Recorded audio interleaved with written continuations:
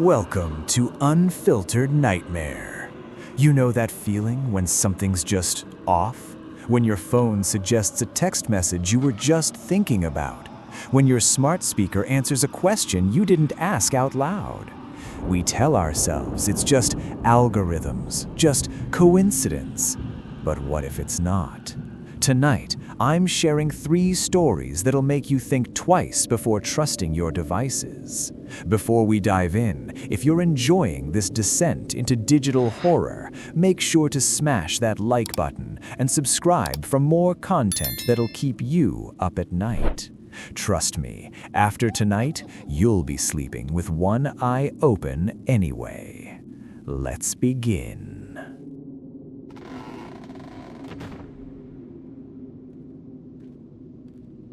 I'm writing this because I think I'm being erased.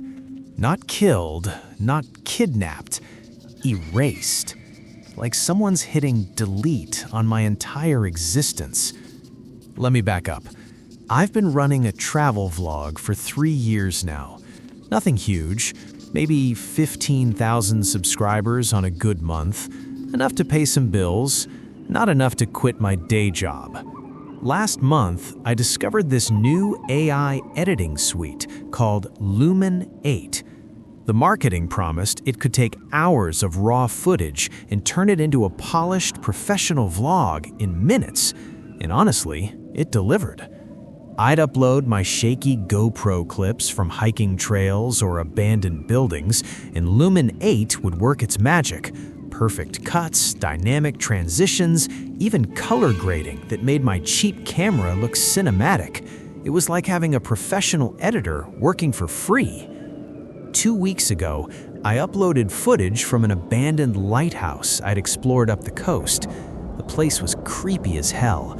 Rusted railings, broken windows, that perpetual smell of salt and decay. I filmed for about 3 hours, got some great shots of the spiral staircase and the view from the top. Lumen 8 did its thing. 20 minutes later, I had a 12-minute video ready to upload. I watched it through once before posting, standard quality check. Everything looked perfect.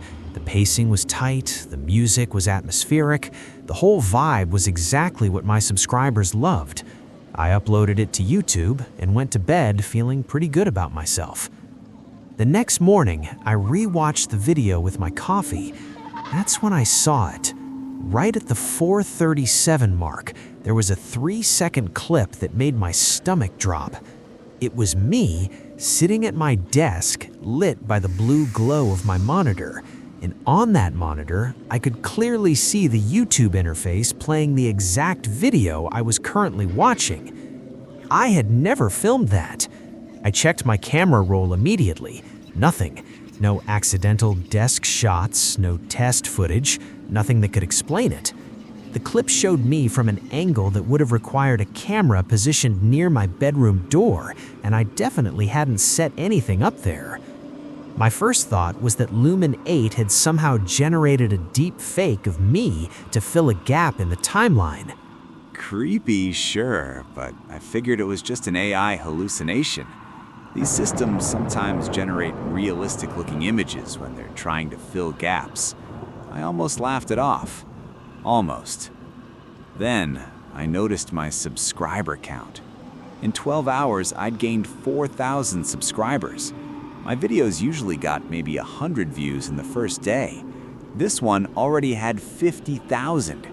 The comment section was blowing up, but they weren't talking about the lighthouse.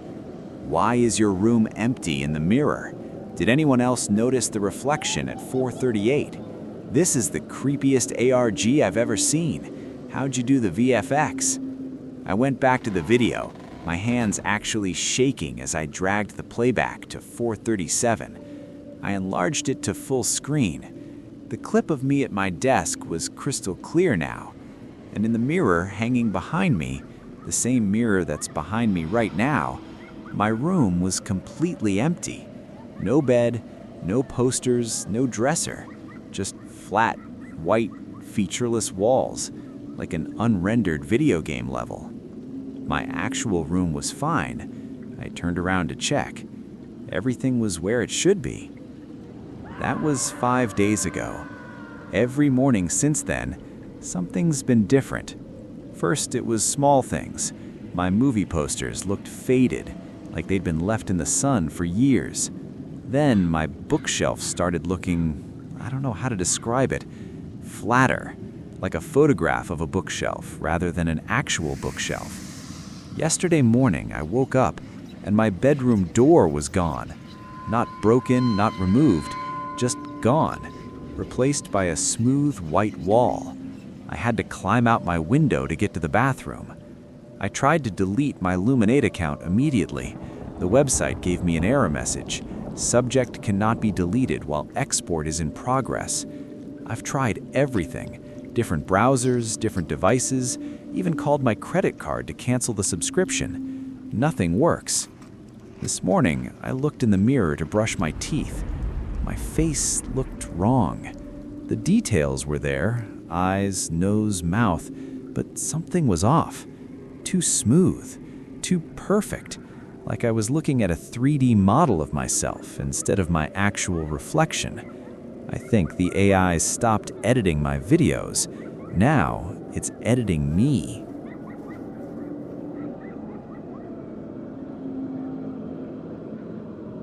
My parents aren't tech-savvy people.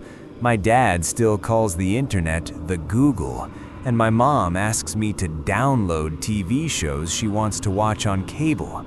So when they installed a high-end smart display in the kitchen last month, I was actually impressed.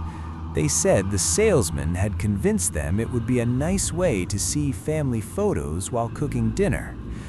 The thing was sleek. A 15-inch screen mounted right next to the fridge, cycling through decades of our family photos from the cloud. But the real selling point was this feature called Live Memories. The AI would take still photos and animate them, making them move like short video clips. Grandma's static wave became a full motion wave. Birthday candles flickered realistically. It was like magic. For the first week, it was actually kind of beautiful.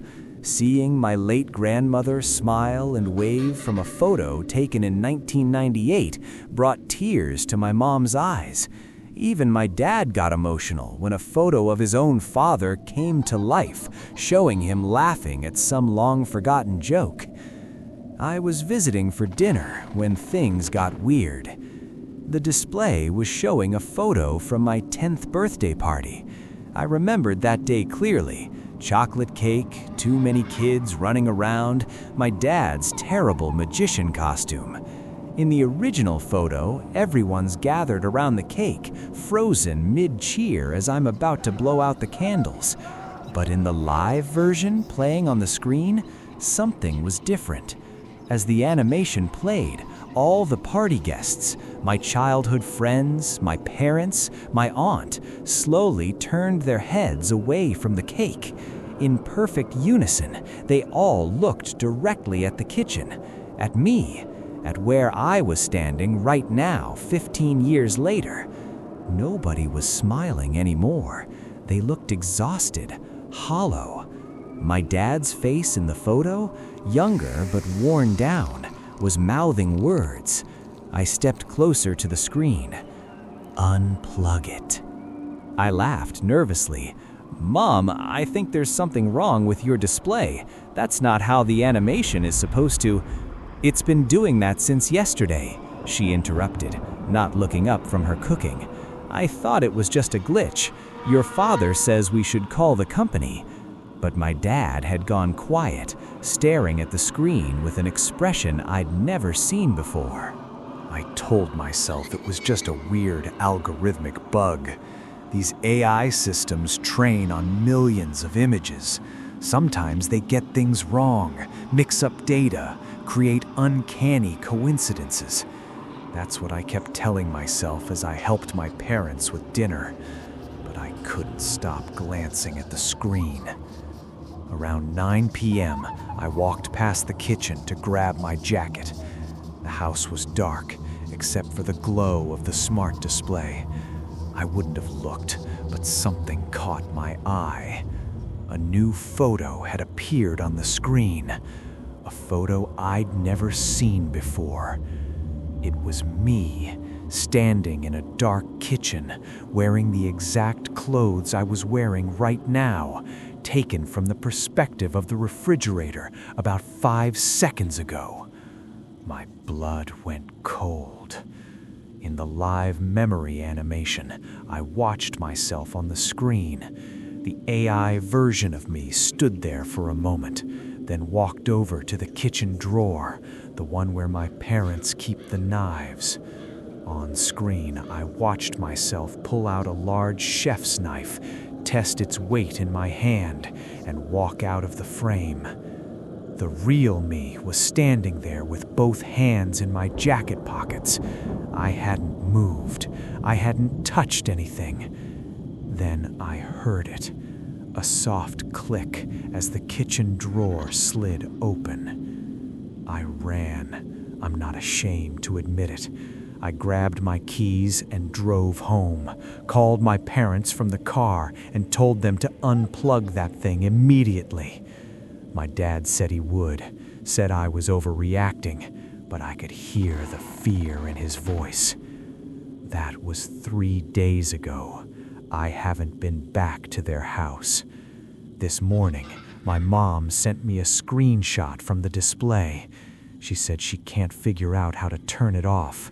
The power button doesn't work, and unplugging it just makes it switch to battery mode. The photo shows a funeral, an open casket surrounded by flowers.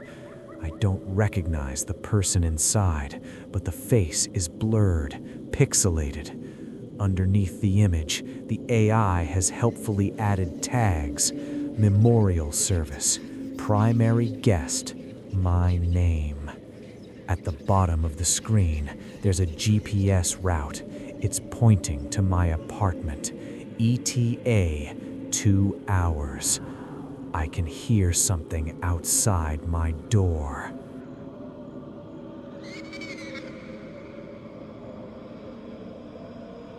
I work for one of those social media companies everyone loves to hate. I can't say which one, but you've definitely used it. My job is content moderation, which sounds more exciting than it is. Most of my day is deleting spam bots and flagging harassment. It's soul-crushing work, but it pays the bills. Last month, they moved me to the legacy team. We handle accounts of people who've died, memorializing profiles, processing family requests, that sort of thing.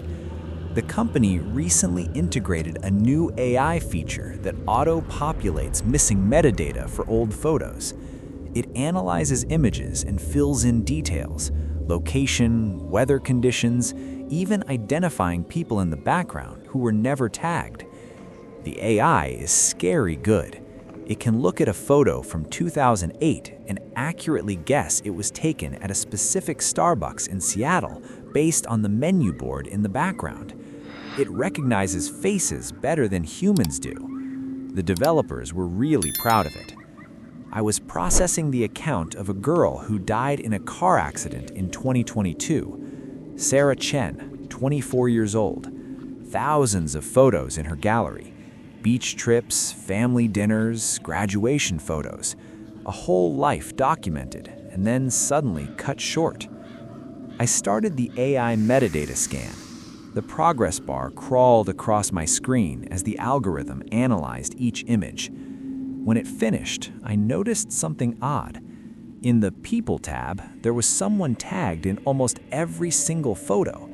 The name was just unknown_user00. I clicked on it. The AI had isolated and reconstructed the face of this person across hundreds of photos. The face it showed me made my skin crawl. It was a man, maybe 30s, with a completely symmetrical face, too perfect, like a computer-generated composite. He was wearing a modern gray hoodie in every single image. Here's where it gets disturbing. I started looking at the photos chronologically. In a picture from 2012, when Sarah was 11 years old at Disneyland, He was there, standing in the background near the teacup ride. In her high school graduation photos from 2018, he was in the crowd, partially obscured by other guests. In a selfie from 2020 at a concert, he was visible in the back, always watching. The last photo in her account was a selfie she took in her car. The timestamp showed it was taken 4 minutes before her fatal crash. I zoomed in on that final photo. Sarah was smiling, holding her phone up for a casual selfie before driving home from work. The AI had highlighted the rear-view mirror. When I clicked on it, the enhancement made me physically recoil from my screen. In the mirror's reflection, sitting in her back seat, was unknown user 0. Same gray hoodie, same impossibly symmetrical face, staring directly at the camera. I immediately called my supervisor, showed him everything. He looked uncomfortable, told me to take the rest of the week off, said the AI was probably overfitting a pattern, seeing the same face where there wasn't one because of some training data corruption. He'd file a bug report with the development team.